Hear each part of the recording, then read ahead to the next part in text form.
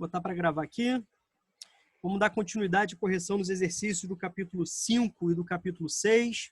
Nós já fizemos, ó, pegando aqui a questão número 1, já fizemos a 5 e já fizemos a 6. Bacana? Vamos então agora, vamos aqui, ó, arrebentar. Vamos começar aqui pela questão número 2. Tá? Deixa eu pegar só minha canetinha aqui, para facilitar a vida. Vou botar no vermelhinho aqui. Vamos que vamos. Então, questão número 2. Vamos fazer aqui, ó. Questão número 2. A partir dos anos 50, né? A partir da década de 50, quando a gente fala de década de 50 no Brasil, você lembra que é um momento onde você tem a expansão do desenvolvimento industrial, uma intensificação do desenvolvimento industrial, ou seja, o desenvolvimento industrial brasileiro, ele começa, de fato, ali nos anos 30 com Getúlio Vargas. Gente, o que acontece? Nós vamos ter um capítulo sobre industrialização brasileira, não é isso? Então, quando a gente fala de processo de industrialização, não significa que o Brasil não tinha indústrias, tá legal? Quando a gente fala de processo, o início do processo de industrialização, é quando o Brasil passa a reunir todas as condições necessárias para o seu desenvolvimento industrial, tá bom? E no caso, quando o Brasil passa a ter uma orientação urbana industrial. Como assim? Até os anos 30, né? A orientação brasileira, a orientação política e econômica brasileira, era uma orientação agroexportadora. Isso remete até o período, né, desde o período colonial. O Brasil sendo inserido nessa divisão internacional do trabalho, né, como grande fornecedor, grande exportador de matérias-primas. Getúlio Vargas entra, né, para a presidência do Brasil a partir de um golpe, o famoso golpe de 1930, ou alguns, né, segundo as palavras do próprio Getúlio Vargas, ele prefere utilizar a expressão revolução. Bacana, revolução significa uma grande transformação. E Getúlio Vargas queria modernizar o Brasil. E modernizar o Brasil para Getúlio Vargas era a mesma coisa que industrializá-lo. É simples de entender, né? Quem eram os países mais ricos naquele momento? Eram justamente os países industrializados, né? Como que se dava a divisão internacional do trabalho naquele momento? Países industrializados e países não industrializados. Então, modernizar o Brasil para Vargas era a mesma coisa que industrializá-lo. Então, Vargas começa, né, a criar infraestrutura, criar condições para o advento urbano industrial. Tá bom? Vamos lá, vamos lá, vamos lá? A Manu caiu. Gente, vamos concentrar? A Manu caiu da chamada. Vamos concentrar, gente, Manu? Então, a partir de fortes investimentos públicos, né, em infraestrutura, em transporte, energia, né, favorecimento para a compra de maquinários, criação de indústrias de base. A primeira indústria de base foi a CSN, a Companhia Siderúrgica Nacional. Né? Indústrias de base, indústrias pesadas, os bens de produção, são aquelas indústrias que são necessárias para que outras indústrias possam existir. E mesmo após Getúlio Vargas, os governos seguintes, né, Dutra, depois JK, quando a gente fala da década de 50, aqui a gente já está falando, né, de um segundo governo Vargas, que volta em 51. Depois nós temos Juscelino Kubitschek em 56, tá? Temos o suicídio de Vargas em 24 de agosto de 54. Temos, né, uma transição ali muito tumultuada.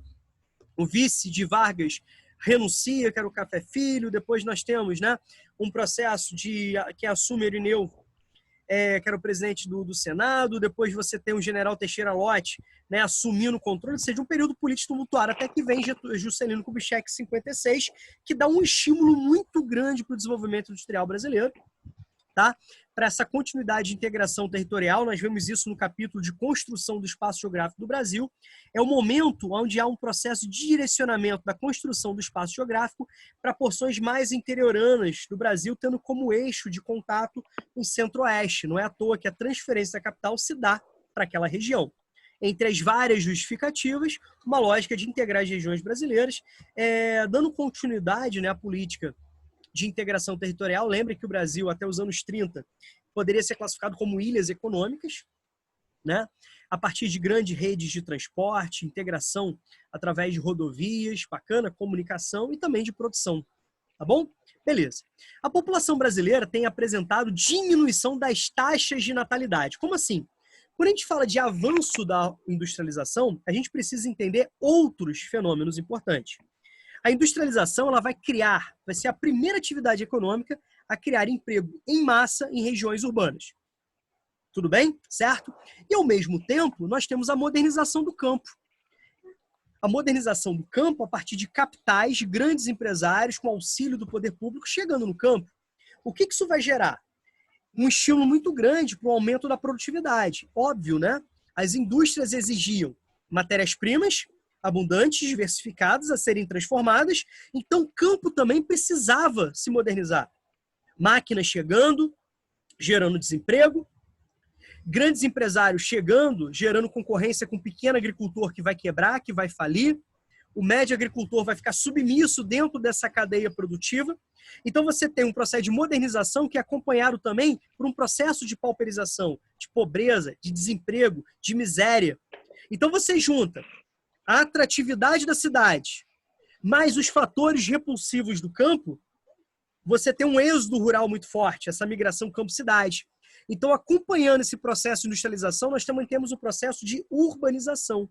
O que é o processo de urbanização? A urbanização se caracteriza quando as áreas consideradas urbanas, elas crescem em nível populacional em ritmo mais acelerado, mais intenso, mais volumoso do que as áreas consideradas rurais, certo? E o campo também vai ter que, então, passar a produzir também alimentos em maior quantidade para atender essa população que passa a residir na cidade, passa a vender a única coisa que ela tem, que é a força de trabalho, certo? E não vai ter terra, não vai ter local para plantar, certo? Não vai ter local para plantar. Ela vai se dedicar a uma compra, né? Então você também tem, junto todas essas transformações, um grande dinamismo para o comércio. Tá legal? Beleza? Tranquilo. A diminuição da taxa de natalidade e de mortalidade. Então, isso tem a ver com essas transformações. Tá legal? Beleza? Conforme, né, o gráfico da figura da página 48. Vamos lá para a página 48. Virem aí, por favor, o livrinho de vocês. Virem, por favor, as páginas do livrinho de vocês. Livro da página 48. Quem viu, eu fiz um desenho para vocês bem mais detalhado do que esse. Eu fiz um desenho à mão para vocês, bem mais detalhado do que esse, que a gente está falando sobre as fases da transição demográfica. A primeira fase do equilíbrio primitivo. Eu copiei isso no meu caderno. Oi? Eu fiz aquele mesmo desenho que você fez lá da forma no meu caderno. Perfeito. Então, perfeito, tem que fazer. Então, ó, as fases da transição demográfica no Brasil. Década, deixa eu pegar aqui, ó. Década, deixa eu te fazer o que eu fiz aqui. Ó, década de 30, tá legal? O que a gente pode perceber na década de 30? Nessa região, nesse momento aqui, nós temos alta taxa de natalidade e alta taxa de mortalidade. Vocês concordam ou não? Beleza? É o famoso equilíbrio primitivo. Nasce muita gente, morre muita gente, há um equilíbrio no crescimento vegetativo. Lembre-se que crescimento vegetativo é a diferença entre natalidade e mortalidade. Tá bom? Estão percebendo isso? Tranquilo? Sim. Show? Beleza. Dentro, deixa eu só melhorar isso aqui, deixa eu só tirar daqui da frente. Show. Beleza. No segundo momento, né, o que a gente pode perceber nesse segundo momento? Até o início dos anos 50, onde a questão, né, se trata. Nós temos ainda a manutenção das taxas das altas taxas de natalidade, mas aqui, ó, você pode perceber que a mortalidade cai. Tá vendo? Rômulo, por que a mortalidade cai? Pelas transformações que nós vimos, pela própria lógica da urbanização. Você tem políticas de saneamento, você tem campanhas de vacinação, você tem maior oferta à educação, maior oferta, né, à cultura, maior oferta à alimentação, e o resultado é a queda da mortalidade, inclusive da mortalidade infantil. Tá? O que é mortalidade infantil? Mortalidade infantil se refere ao número de crianças que a cada 1000 crianças nascidas vivas, pode nascer morto, Rômulo? Pode, tem até um termo. Qual é o termo? Mortos, não é isso? A cada 1000 crianças nascidas vivas, quantas morrem antes de completarem um ano de vida? Se a cada 1000 crianças nascidas vivas, 25 morrerem antes de completarem um ano de vida, a taxa de mortalidade é 25. Paralelo a isso, né, com a diminuição da mortalidade, nós temos o aumento da expectativa de vida. Então, a progressiva diminuição da mortalidade, incluindo aí a mortalidade infantil, e o aumento da expectativa de vida devido a essas transformações. Tá legal? Na sequência, o que a gente pode perceber? Né? O que a gente pode perceber? O que a gente pode perceber? Que a taxa de mortalidade continua baixa, mas ela tende a se estabilizar por um processo de saturação. Estão percebendo? E agora é a vez da queda da taxa de natalidade. Como que a gente vai entender essa queda da taxa de natalidade? Tem a ver com as transformações, né? Primeiro, o custo de vida na cidade é muito mais caro do que numa vida rural. No campo são braços para trabalharem, na boca é boca para alimentar. Na cidade, né, é boca para alimentar.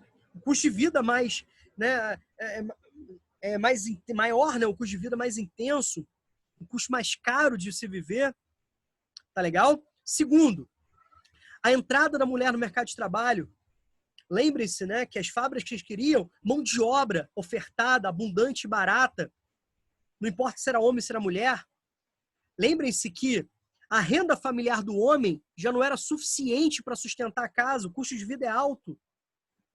Lembrem-se que, né, uma sociedade de consumo começava a se formar. Então, precisava de mercado consumidor. Então, precisava de trabalhadores assalariados. Então, não importando se fosse homem ou mulher. Né? E, ao mesmo tempo, as políticas públicas exigiam impostos. Então, para isso, você precisava de impostos tanto da produção como do consumo. Então, você tem, né, todo esse estímulo para a entrada da mulher no mercado de trabalho. Nós também temos a difusão de métodos contraceptivos, né, como, por exemplo, a pílula anticoncepcional, que é propagada no mundo nos anos 60, dando liberdade sexual às mulheres, né, garantindo maior planejamento familiar.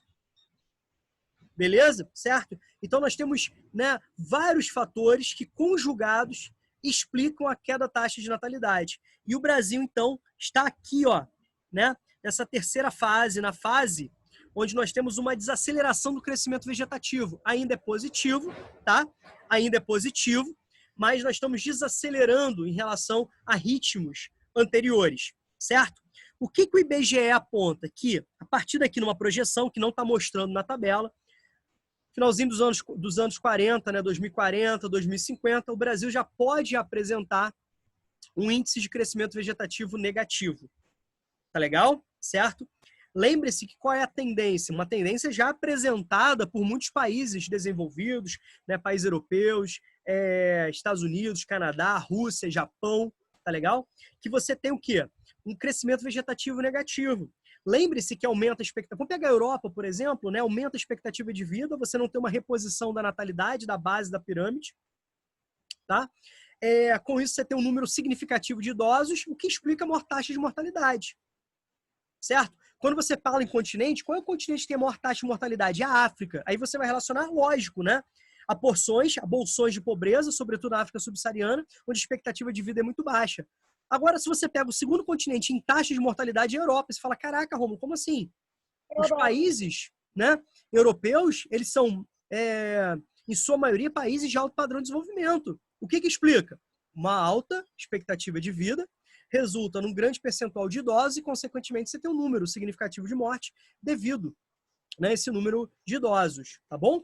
E, por outro lado, você não tem uma reposição da pirâmide etária na base, você não tem uma reposição da natalidade. Uma taxa de fecundidade, né, abaixo da taxa de reposição, né, que é 2,1. 2 para você ter um filho, 0,1 por quê? Um número de pessoas podem morrer antes de chegarem ao período fértil. Então, esse 0,1 é uma taxa de segurança. Tudo isso a gente viu nas aulas em vídeo. A gente só está revisando aqui. Tranquilo? Certo? Então, nós temos esse dinamismo. Então, a questão fala justamente sobre isso. Tranquilo. Oi?